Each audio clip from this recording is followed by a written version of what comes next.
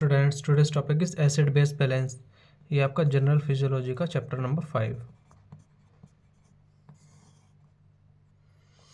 N acid is the proton donor. Acid क्या होता है? प्रोटॉन डोनेट करता है, यानी हाइड्रोजन आयन डोनेट करता है। A base is the proton acceptor. Base क्या होता है? प्रोटॉन को एक्सेप्ट करता है। Continuous production of acids in the body, the concentration of free hydrogen ion is kept almost constant at pH of 7.4 with slight variations. जो acid का continuous production हो रहा है हमारी बॉडी में, वो क्या करता है?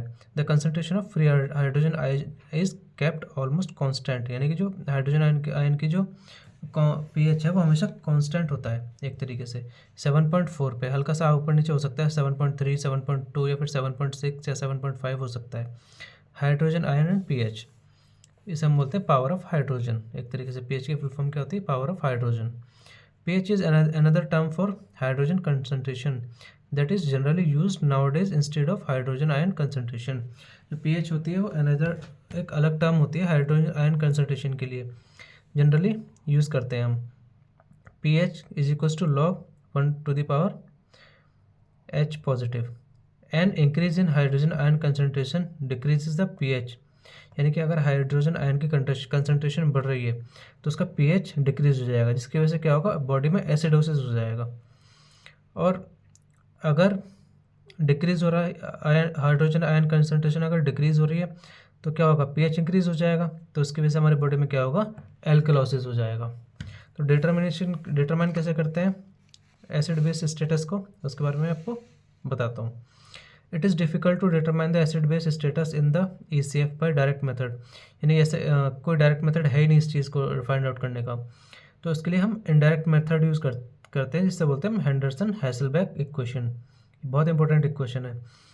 क्या है? pH is equals to pK plus log HCO3 upon CO2। pK की वैल्यू कॉन्स्टेंट है, कितनी है? 6.1। Then pH is equals to 6.1 plus log bicarbonate upon carbon dioxide. अब इसके बात करते हैं नॉर्मल रेशियो की। नॉर्मल एसिड बेस रेशियो कितना होता है? 1:20। That is the ratio of 1 part of carbon dioxide and 20 parts of bicarbonates.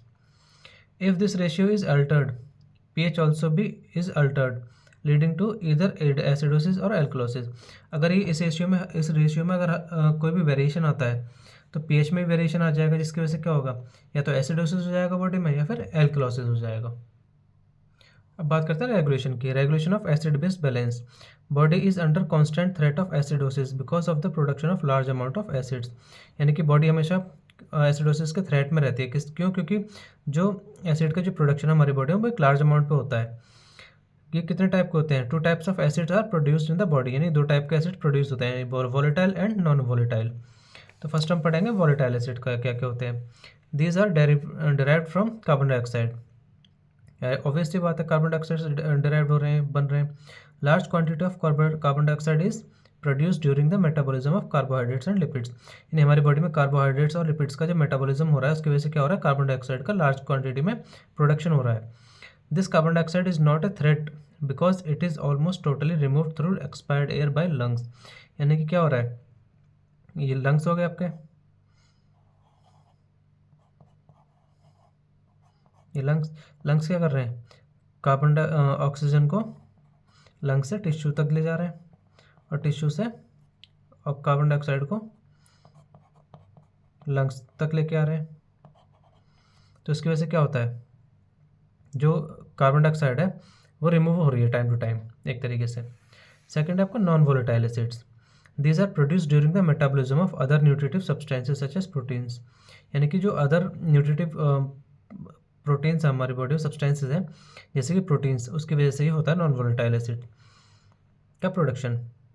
This acids are real threat to acid base status of the body, ये इसकी वजह से हमारी body को थ्रेट होता है हमेशा एसिड बेस स्टेटस के लिए हमारी बॉडी में। जैसे कि sulphuric acid is produce during the metabolism of sulphur containing amino acids such as cysteine and methionine.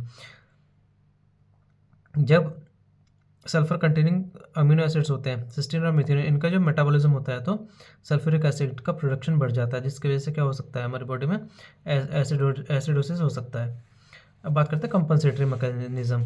Compensatory mechanism में क्या क्या हो सकता है? यानी कि कंपनसेटरी मैकेनिज्म ये होता है कि अगर ये रिएक्शन हमारी बॉडी में हो रही है सल्फ्यूरिक एसिड वाली, तो उसकी वजह से हमारी बॉडी में क्या चेंजेस हो सकते हैं, उसे बोलते हैं कंपनसेटरी मैकेनिज्म। फर्स्ट होता है acid base buffer system which binds free hydrogen ion. Second है respiratory mechanism which eliminates CO2। renal mechanism which excrete hydrogen ion and conserves the bases यानी बाइकार्बोनेट्स को कंजर्व करते हैं। अब बात करते हैं रेगुलेशन की। Regulation of acid base balance bye acid base buffer system. Acid base buffer system is the combination of a weak acid and a weak base यानी कि द सॉल्ट। इसमें क्या होता है, एसिड बेस बफर सिस्टम में combination होता है weak acid का और बेस का। बेस में कह सकते हैं सॉल्ट हो सकता है। Buffer system is the one which acts immediately to prevent the changes in pH. Buffer system क्या करता है, जो पीएच में चेंजेस हो रहे हैं उसे प्रिवेंट करता है एक साथ तुरंत suddenly. Buffer system maintains pH by binding with free hydrogen ion. यानी कि बफर सिस्टम पीएच को किस तरीके से मेंटेन करता है, हाइड्रोजन आयन से बाइंडिंग करके। टाइप्स कितने होते हैं इसके, 3 टाइप होते हैं, bicarbonate buffer system, phosphate buffer system and protein buffer system. Acid base balance किस किस तरीके से हो सकता है हमारी बॉडी में, ब्लड बफर सिस्टम से हो सकता है, रेस्पिरेटरी मैकेनिज्म से हो सकता है और रेनल मैकेनिज्म से हो सकता है। तो ब्लड बफर सिस्टम क्या क्या काम करता है, bicarbonate buffer system, phosphate buffer system and protein buffer system, 3 system से ये एसिड बेस बैलेंस कर रहा है हमारी बॉडी में। रेस्पिरेटरी मैकेनिज्म से क्या कैसे कर रहा है, रिमूवल ऑफ कार्बन डाइऑक्साइड। और रेनल मैकेनिज्म में कैसे कर रहा है, एक्सक्रीशन कर रहा है हाइड्रोजन आयन का और रीअब्जॉर्प्शन कर रहा है बाइकार्बोनेट्स का। अब बात करते हैं इसकी अप्लाइड फिजियोलॉजी, यानी कि अगर डिस्टर्बेंस हो जाता है किसी भी तरीके का हमारी बॉडी में एसिड बेस स्टेटस का, तो क्या हो सकता है। फर्स्टली हम पढ़ेंगे acidosis. It is the reduction in pH, यानी कि हाइड्रोजन आयन कंसनट्रेशन हमारी इंक्रीज हो जाएगी इसमें, किससे, बिलो नॉर्मल रेंज। किस किस चीज़ से प्रोड्यूस हो रहा है, अगर पार्शियल प्रेशर इंक्रीज हो रहा है कार्बन डाइऑक्साइड का बॉडी फ्लूइड्स में, जैसे कि आर्टीरियल ब्लड में। और क्या हो रहा है दूसरा, डिक्रीज हो रहा है बाइकार्बोनेट आयंस कंसंट्रेशन डिक्रीज हो रही है। इन 2 कंडीशंस में एसिडोसिस हमारी बॉडी में होता है। सेकंड है एल्कलोसिस। एल्कलोसिस कब होता है, जब पीएच इंक्रीज हो जाएगा। जब पीएच इंक्रीज होगा तो हाइड्रोजन आयन कंसंट्रेशन डिक्रीज हो जाएगी नॉर्मल रेंज से, यानी कि पीएच नॉर्मल रेंज से ऊपर चला जाएगा।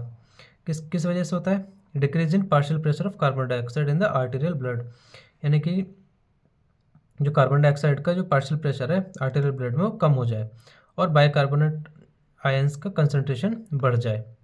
इस वजह से एल्कलोसिस होता है हमारी बॉडी में। ये 2 कंडीशंस होती हैं। Partial pressure of the carbon dioxide in arterial blood is controlled by the lungs. जो पार्शियल प्रेशर होता है PCO2 हम आर्टीरियल ब्लड में, वो लंग्स कंट्रोल करते हैं। The acid base disturbance produced by the change in arterial PCO2 are called respiratory disturbance. यानी कि जो एसिड बेस डिस्टर्बेंस हो रहा है किस चीज़ में, आर्टीरियल PCO2 में, उसे हम बोलते हैं respiratory disturbance. The disturbance in acid-base status produced by the change in bicarbonate concentration are generally called metabolic। यानी कि अगर आर्टेरियल ब्लड में पार्शियल प्रेशर चेंज हो रहा है किस चीज़ का, कार्बन डाइऑक्साइड का, तो उसे हम बोलते हैं respiratory disturbance.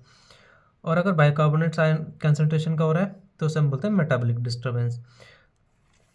Acid base disturbance generally 4 type का होता है, respiratory acidosis, respiratory alkalosis, metabolic acidosis and metabolic alkalosis. तो हम फर्स्टली पढ़ेंगे biochemical change in arterial blood during acid base disturbance.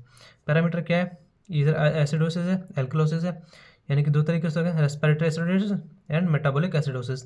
Respiratory alkalosis and metabolic alkalosis sorry. अगर hydrogen ion है parameter, तो respiratory acidosis बढ़ेगा, मेटाबॉलिक एसिडोसिस बढ़ेगा, alkalosis respiratory घटेगा और मेटाबॉलिक एल्कलोसिस घटेगा। अगर पीएच की बात करें तो पीएच में क्या होता है, एसिडोसिस डिक्रीज होगा, रेस्पिरेटरी एसिडोसिस डिक्रीज हो जाएगा, मेटाबॉलिक एसिडोसिस डिक्रीज होगा, रेस्पिरेटरी एल्कलोसिस बढ़ेगा और मेटाबॉलिक एल्कलोसिस बढ़ जाएगा। Partial pressure of carbon dioxide change होगा तो क्या होगा, रेस्पिरेटरी एसिडोसिस बढ़ेगा और मेटाबॉलिक डिक्रीज हो जाएगा। वैसे ही रेस्पिरेटरी एल्कलोसिस डिक्रीज होगा और मेटाबॉलिक एल्कलोसिस बढ़ जाएगा। अब बात करते हैं बाइकार्बोनेट चेंज में। इसमें क्या होता है, इंक्रीज होगा स्लाइटली, रेस्पिरेटरी एसिडोसिस में बाइकार्बोनेट आयन इंक्रीज हो जाता है स्लाइटली और मेटाबॉलिक एसिडोसिस में डिक्रीज हो जाता है बहुत ज़्यादा। बाइकार्बोनेट आयन रेस्पिरेटरी एल्कलोसिस में डिक्रीज होंगे ज़रा से और मेटाबॉलिक में बहुत ज़्यादा बढ़ जाएंगे।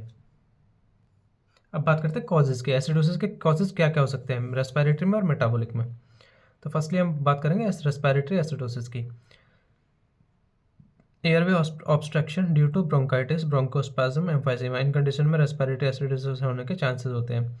Lung disease like fibrosis and pneumonia, respiratory centre depression by anaesthetics, sedatives and cerebral trauma और tumours etcetera. Extra pulmonary thoracic disease like filial chest, kyphosis and scoliosis. Neural disease like polymyelitis, paralysis of respiratory muscles. In conditions में respiratory acidosis होता है। और metabolic acidosis किन conditions में होता है? lactic acidosis as in circulatory shock, ketoacidosis as in diabetes mellitus, uric acidosis as in renal failure, acid poisoning, renal tubular acidosis due to decreased hydrogen ion excretion। अब बात करते हैं causes of alkalosis, respiratory में भी और metabolic में भी। Firstly हम पढ़ेंगे मेटाबॉलिक में क्या क्या चेंजेस आते हैं। Hypoxia as in high altitude, severe anaemia and pulmonary disease like oedema and embolism, increased respiratory drive due to cerebral disturbances, voluntary hyperventilation and psychological and emotional trauma.